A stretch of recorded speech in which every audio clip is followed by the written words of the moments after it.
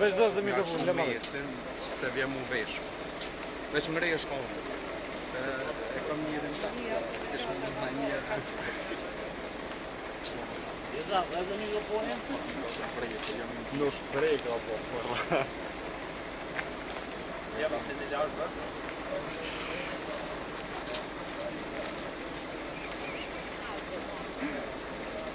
Tu që dita i pëse s'janorë.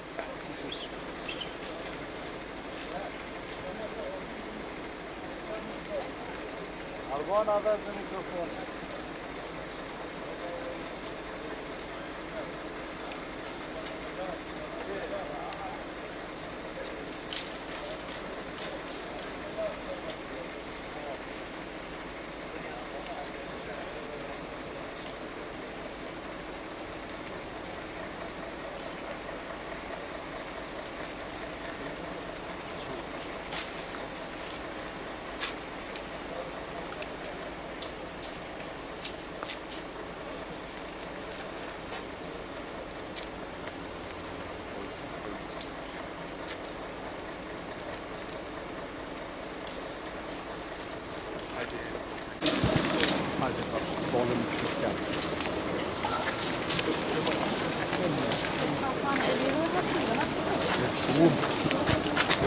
Gjon e gata dhe qatë.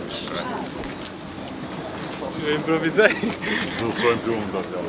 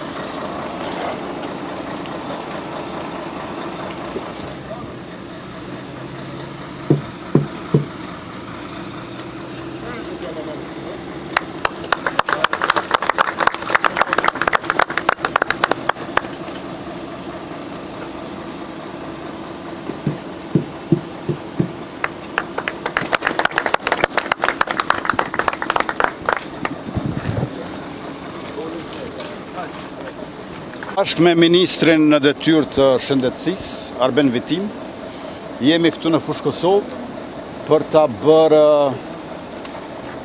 përurimin e fillimit të punimeve për depon e re të bornave në Republikën e Kosovës. Që nga privatizimi i Farmedit në vitin 2005, bornat në Kosovë janë mbajtur, se s'po mund të them janë ruajtur, në ambientet pasigurta, të papërshtatshme me lagështi, rrjedhë dhe ujë. Ky objekt në fushë Kosovë është pranë Komisionit Qendror Zgjedhor dhe gjithashtu këtu do truhen bornat sipas standardeve më të larta ndërkombëtare. Hapësira e cila shihet që është nën kulm e memure, por ende pa rregulluar për brenda. Ka një sipërfaqe të gjithë mbarshme prej 2080 metra katror dhe kësaj do të shtohet edhe ky aneksi prej 305 metra katror, me qrast në përgjithësi 519 metra katror do të jenë hapësira administrative, ndërkaq tjetra do të përkushtohet ruajtjes më të mirë të mundshme të bornave në vendin tonë. që paraqesin interes jetik publik.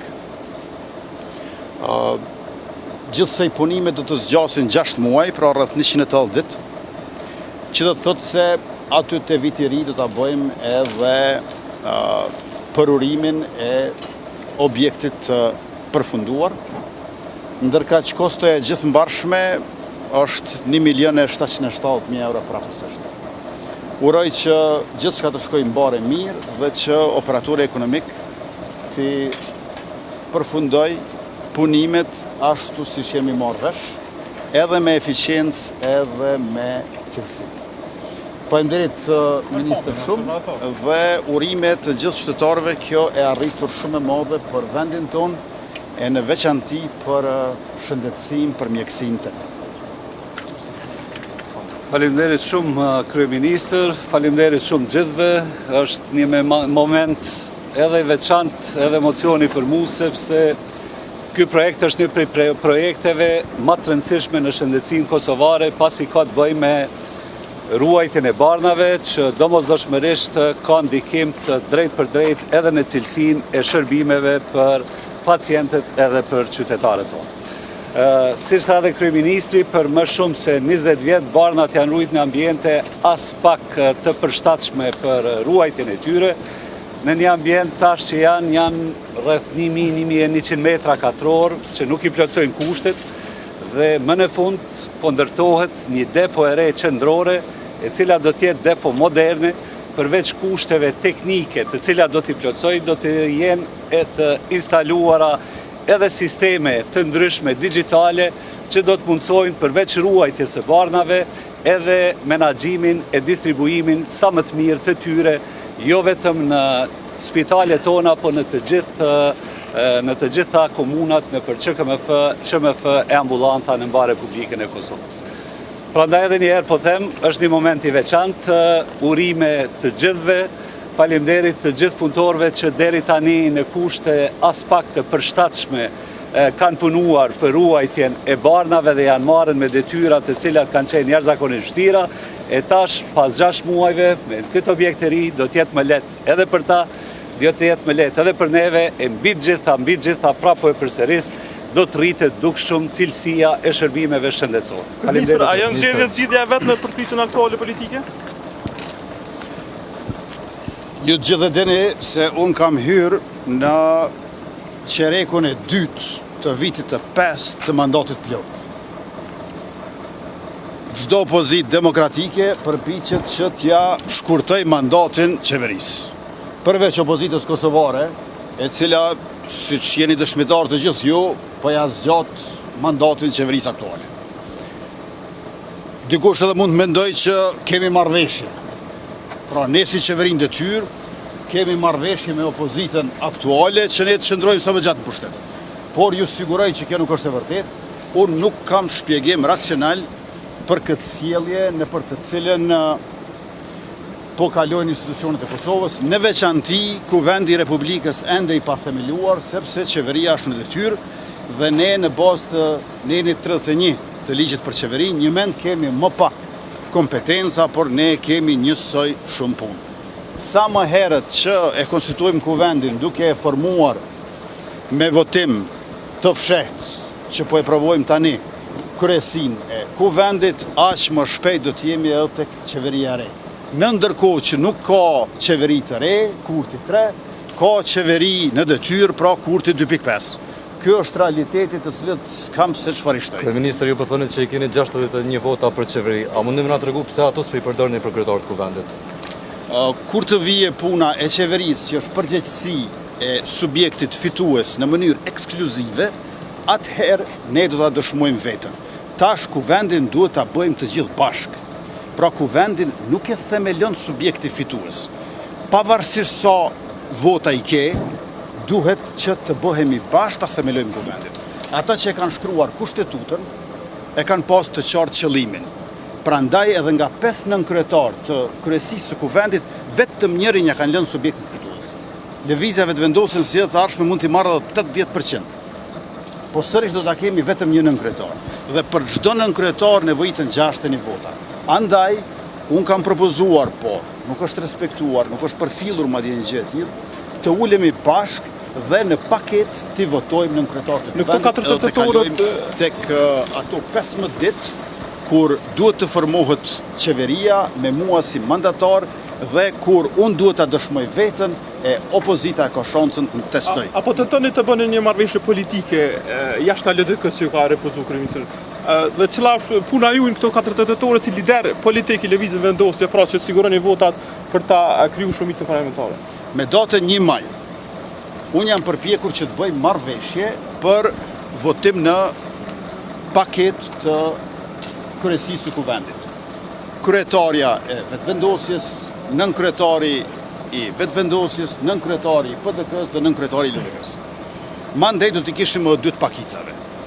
Por nuk erdhi kryetari i LDK-s në takim dhe të duhej që të ishim të tretë.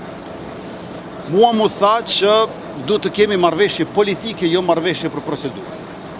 Ofrova bisedime për koalicion qeveritar LDK-s. U refuzua shumë ashpër. Kur nuk duan as marrëveshje për procedurë, për themelim të kuvendit, as marrëveshje politike për formim të qeverisë që në fakt është hapi i radhës, jo i pari, atëherë çfarë të bëjën? Unë po e kryej obligimin tim duke mos munguar në asnjë vazhdim seance. Prej se kemi filluar me datën 15 prill, mu më keni pasur aty çdo 48 orë. Unë po flas këtu dhe nuk po flas te Kuvendi i Republikës, sepse atje jam njëri nga 48 deputetët e subjektit fitues, kaq. Ndërkaq që këtu jam si kryeministër në detyrë. Sa më parë që i formojmë institucionet e reja duke themeluar kuvendin, do të jetë edhe më mirë për Kosovën si shtet, por edhe do të jemi në ballë të detyrave që kemi si deputet të zgjedhur me nën shkurt para qytetarëve të Republikës. Ministër, jemi të i po që janë duke u zhvillu punimet këto, po në post të dhonave publike, është hapur një tender për mbikëqyrjen e punimeve, por nuk është nënshkruar hala një kontroll, po i shohim disa punime që janë realizuar edhe që janë duke vazhdu, kush është i mbikëqyr punimet këto? Për gjitha këto gjëra tjera teknike, ju lutem drejtojeni me shkrim Ministrisë së Shëndetësisë, sepse natyrisht nuk i kam të gjitha detajet dhe do ta merrni përgjigjen e duhur, por pra po e përsëris, ajo që më gëzon është që më në fund, pas më shumë se 20 viteve, Kosova po bëhet me depo qendrore të barnave me kushte moderne, ku barna do të ruhen, do të distribuohen në mënyrën më të mirë të mundshme duke ruajtur cilësinë e tyre dhe shëndetin e pacientëve tanë. Kjo po i bën që ju nuk e dini kush do të mbikëqyr punimet. Po unë jam ministër, detyra e ime ka qenë që ky projekt të fillon të realizohet. Nuk mund as ta them po as jo atë që ju aluduat, prandaj po ju them, shkruani dhe siç e keni parë më herët, Ministria e Shëndetësisë na fat rekord ju përgjigjet për gjitha shqetësimet, pyetjet, dilemat që mund t'i ketë. Faleminderit ju.